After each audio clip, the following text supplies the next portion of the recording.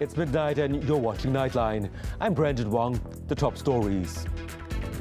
First Malaysian test positive for Wuhan coronavirus. And Singapore reports first cases of local transmission.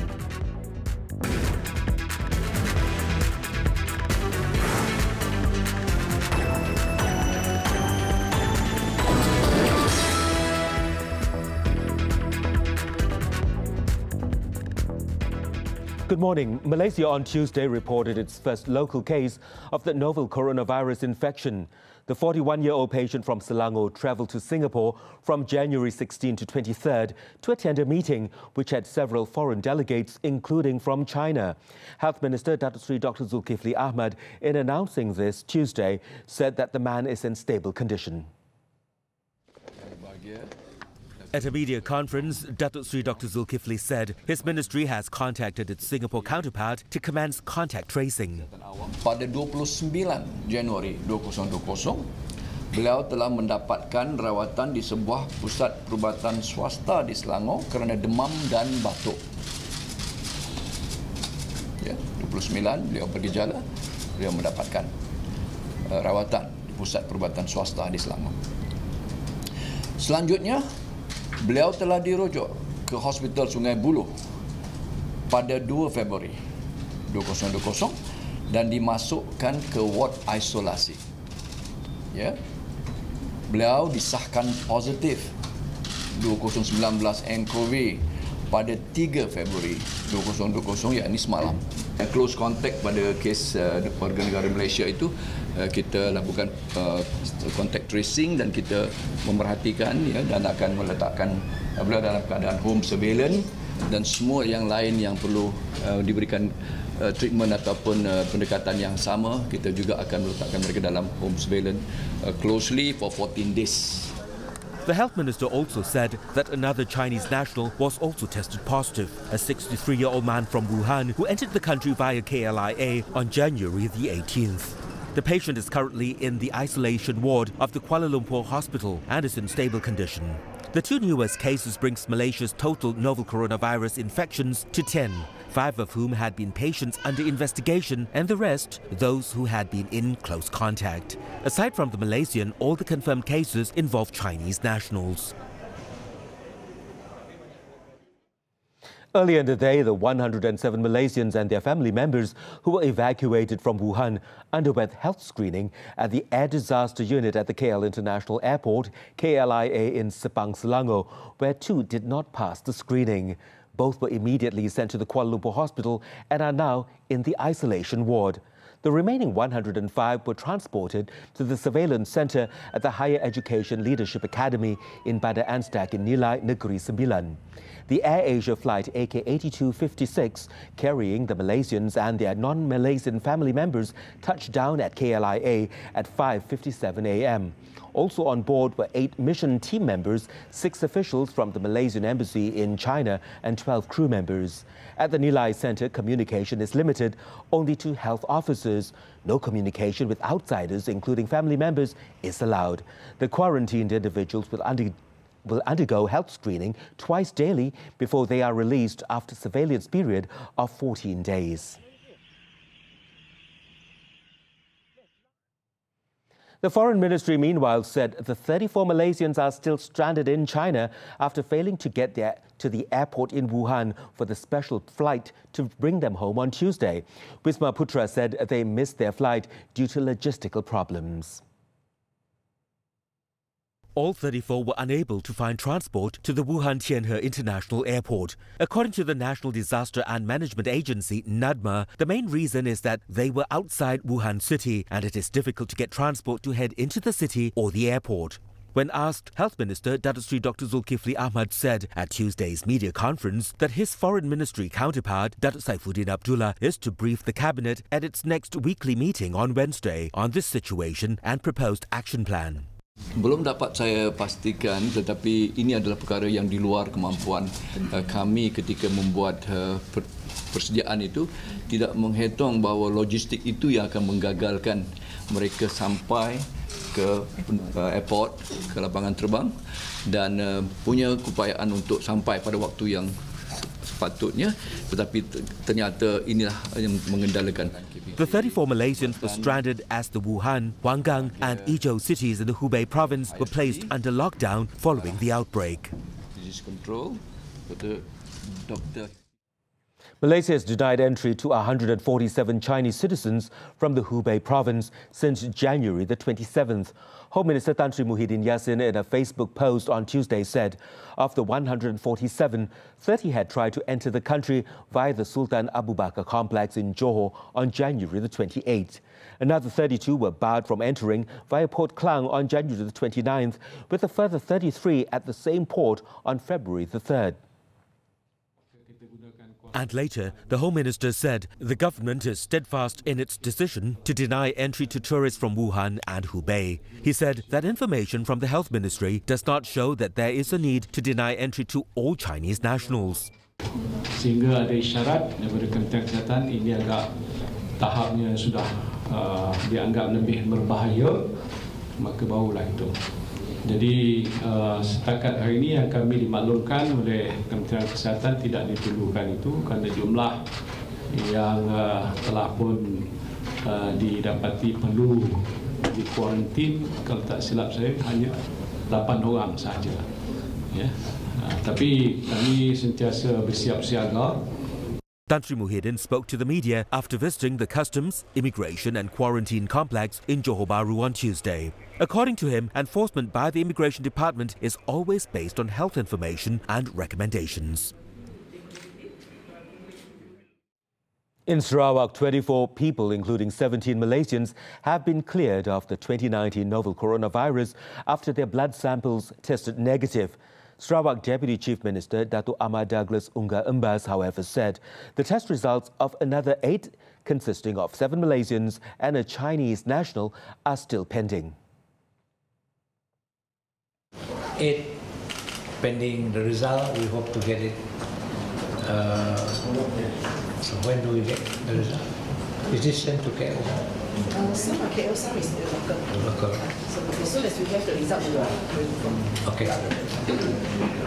That means there is no positive case yet for Sarawak, and we hope it will remain there forever. He was met after chairing a State Disaster Management Committee meeting in Kuching early on Tuesday.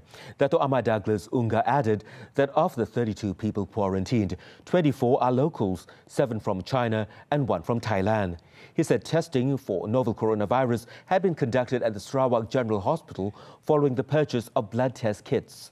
Sarawak had so far barred a total of 16 people, comprising 13 Chinese nationals, 2 from Hong Kong and 1 Indonesian, from entering since February the 1st.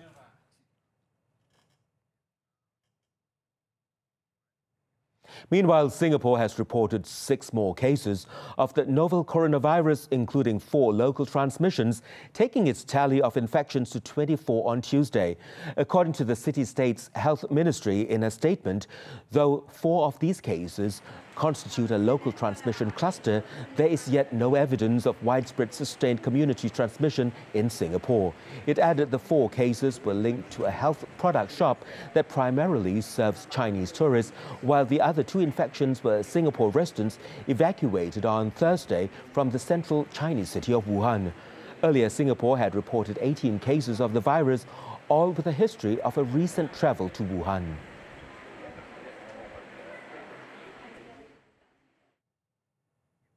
In the meantime, the spread of the Wuhan coronavirus shows no signs of slowing in China, as the death toll in the country had risen to 426, with the total number of confirmed cases standing at 20,438 as of Tuesday.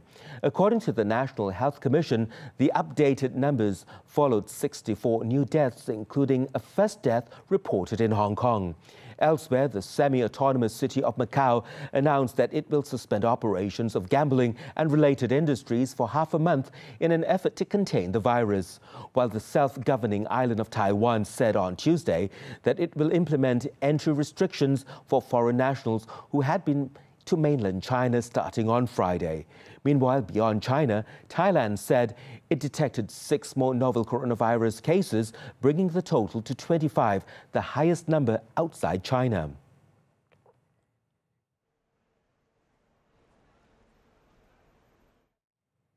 Pakistan's Prime Minister Imran Khan has blamed Muslim leaders for allowing the spread of Islamophobia in the Western world. He said this was because Muslim leaders had failed to explain issues affecting the community, which led to the negative perception towards the religion. In his keynote address at the International Institute of Advanced Islamic Studies, Malaysia, on Tuesday, Khan pointed out that the fear against the religion among Westerners started with the 1979 Iranian Revolution, which saw the prominent rise of political Islam. Another key event that fanned the flames of Islamophobia was the controversy sparked by Salman Rushdie's book, The Satanic Verses, which caused anger among Muslims. I consider that the biggest failure of the Muslim world, the Muslim leadership, because it was up to the Muslim leadership to explain to the Western people this idea came that Islam is an intolerant religion, it's against the Western values, and so on, and so the Islamophobia started increasing from there. Then came 9/11. Khan also said that the September 11 terror attack on the US World Trade Center made Islamophobia even worse as Western leaders began linking Islam with terrorism. Meanwhile, Imran said Pakistan is ready to import more palm oil from Malaysia. He conveyed this at a joint press conference with Prime Minister Tun Dr. Mahathir Mohamad at Perdana Putra in Putrajaya on Tuesday.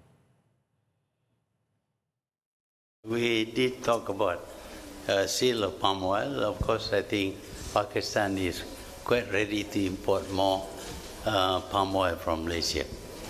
They threatened Malaysia to cut their palm oil imports. Pakistan will do its best to compensate for that. On another note, Tun Dr. Mahathir said Malaysia hoped its investments in Pakistan would go further into other engineering business after national car maker Proton invested in a manufacturing assembly plant in Pakistan. This is Imran's second visit to Malaysia since he became the Prime Minister in August 2018. He first visited Kuala Lumpur in November the same year.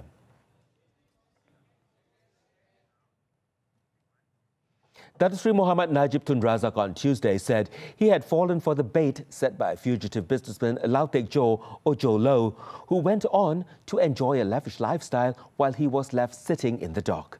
The former Prime Minister said Jo Lo had won over his confidence and trust by coming across as a person who could deliver, especially when it came to dealing with the Saudis. Asked by lead defence counsel Tan Sri Muhammad Shafi Abdullah what he meant by Jo Lo wanting to bait him, Datuk Sri Najib said 42 million ringgit was just a small amount for the Pulau Pinang-born businessman. He said Jo Lo would have had no problems parting with the money as his eyes were on bigger things. Earlier, Datuk Sri Najib said he accepted donations from Saudi royalty in early 2013 because he did not want to rely on corporate donations to fund UMNO or Barisan Nasional (BN) component parties' election machineries. And when asked why he had returned the money the same year, Datuk Sri Najib said the general election had been completed by that time. Datuk Sri Najib completed his testimony on Tuesday and his lawyer will be calling a new witness to testify. Datin Sri Rosmah Mansur has been admitted to a private hospital Monday night for severe neck and back pain. According to a lawyer, Dato' Azwanddin Abdul Qadir, the wife of former Prime Minister Datuk Sri Najib Razak is undergoing treatment for some complication as well as for observation. Asked whether Datin Sri Rosmah would be attending the corruption trial scheduled to begin Wednesday at the Kuala Lumpur High Court, he said the matter would first be referred to the medical specialists. On Monday, Datin Sri Rosmah was absent from the first day of her trial in relation to the solar project of rural schools in Sarawak. Her lawyer produced a medical certificate for her absence. Judge Muhammad Zaini Mazlan then postponed the hearing to Wednesday.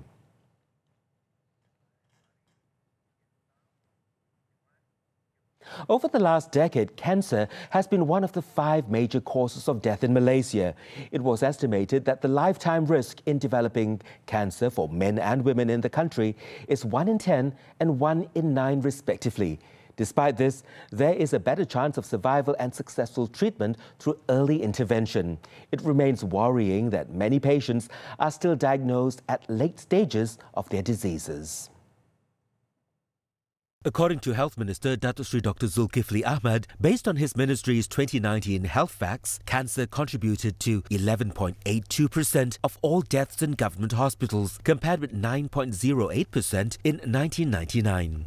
He added that the Malaysian National Cancer Registry Report 2012 to 2016 also revealed that 60% of cancers in Malaysia are detected when they have spread to stages 3 and 4. He said early detection and prompt treatment could improve the chances of recovery for cancer patients. But unfortunately, late detection was still common in the country.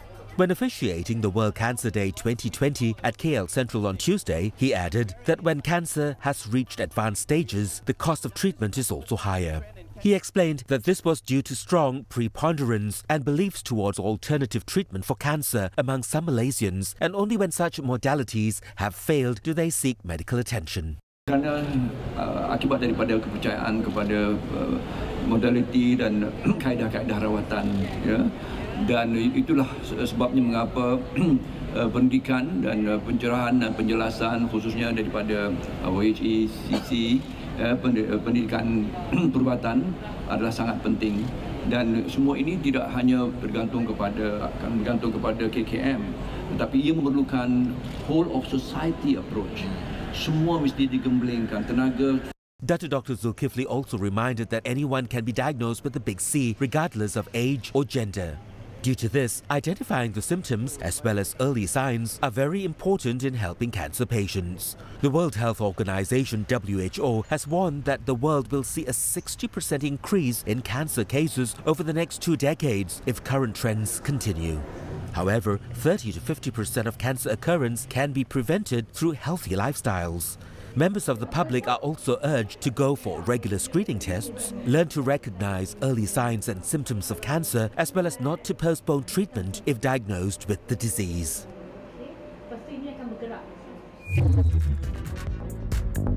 Coming up, police launch narcotics units to catch drug mules at airports.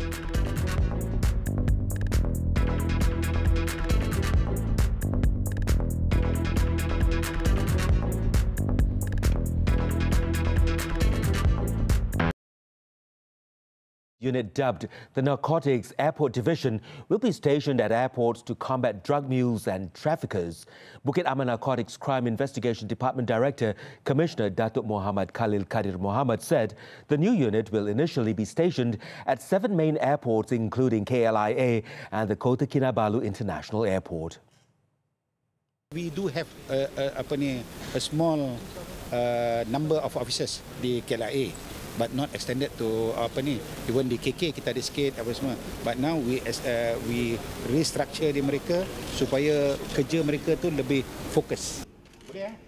Datuk Muhammad Khalil said this during the division's launch at KLIA on Tuesday. He also said that the team would report directly to Bukit Aman. He added a total of 101 Malaysians were apprehended for smuggling drugs last year, 82 of them overseas, in incidents which Khalil said had hurt the country's reputation.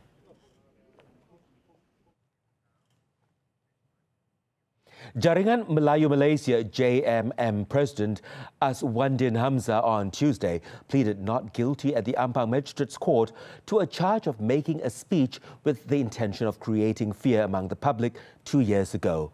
According to the charge sheet, the 47-year-old was alleged to have made a statement expressing the intention of repeating the May 13, 1969 incident.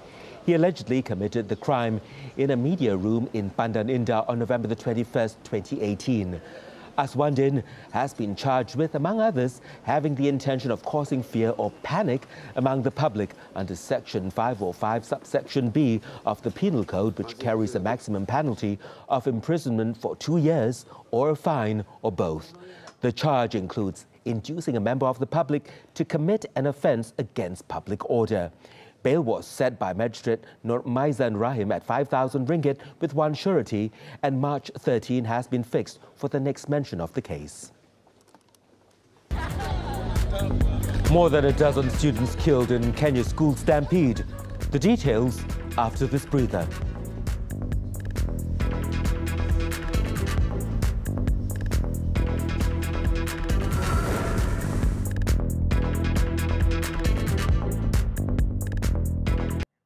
On to the foreign front. In Kenya, police have launched an inquiry into a stampede incident at a school in the western town of Kakamega, which killed at least 14 students and wounded 39 others. According to Education Minister George Magoha, the incident occurred at approximately 5 p.m. local time when panic broke out as the students rushed down a narrow staircase at the end of the school day. It was reported that some of the children fell from the third floor of the school building as they ran downstairs. Most of the dead are believed to be in grade 5, aged between 10 and 12. The reason for the panic was not immediately clear.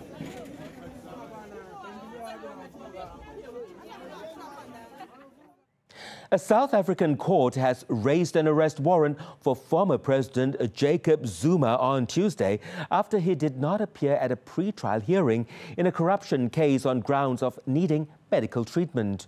Judge Daya Pillay, however, stayed the warrant until the case resumes on May the 6th. Zuma's lawyer earlier on Tuesday had submitted a medical note to the court stating that the former president was ill and receiving treatment abroad. Zuma's legal team also asserted that the former president had 2 operations in early January before going abroad. The judge, however, questioned the validity of the note as there was no medical number showing if and where the doctor was certified. Zuma was due in court on Tuesday for a pre-trial hearing in a case that has been numerous legal turns over a decade and a half. He is alleged to have taken bribes worth $270,000 related to a $3.4 billion arms deal in 1999 when he was deputy president. And before we wrap up this edition of Nightline, let's take a look at what has been installed on the front pages of the Malaysia's main newspapers today, Wednesday, February the 5th. The New Straits Times highlights on the arrival of Malaysians from Wuhan, China. While the nation's best-selling Malay daily Harian Metro reports on a murder case of a woman in Wangsa Maju. Berita Harian also puts a report on the first case of Malaysian positive for coronavirus on its front page. And the Malaysian Reserve highlights the bribery allegations against AirAsia's top executives, which would put the low-cost carrier's bid to take over Malaysia Airlines in tatters. Do get your copy. A robot bartender began serving drinks in a Tokyo pub this month in a trial. Its creators hope it could signal the start of an automation wave to sweep through the restaurants who can't find young workers in aging Japan. Let's take a look as we wrap up Nightline this time around. I'm Brendan Wong. Thank you for watching and take care.